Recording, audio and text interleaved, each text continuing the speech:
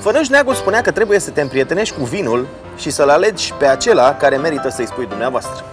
Colocviul la Paris este un asemenea vin.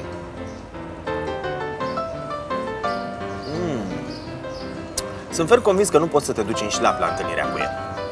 Acest rozet te obligă să te îmbraci frumos, fiind un vin care poate să facă față fără probleme atât pe masa unui restaurant de lux din București, cât și pe malul Senei în timpul unei ieșiri romantice.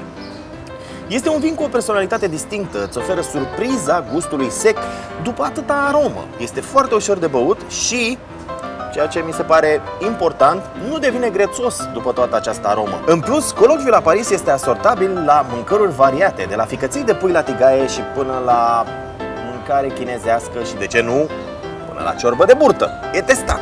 Colocviul la Paris surprinde pe toată lumea, așa cum a făcut-o și cu mine prima oară. Nu e de mirare faptul că străinii care îl beau rămân vizibil surprinși. Sunt puține vinuri care reușesc performanța asta, sunt puține vinuri care au atâta personalitate, atâta caracter.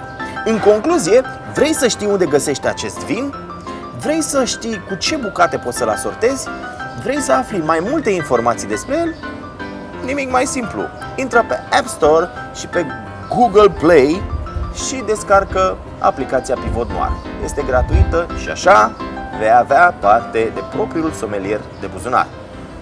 Călătorie plăcută!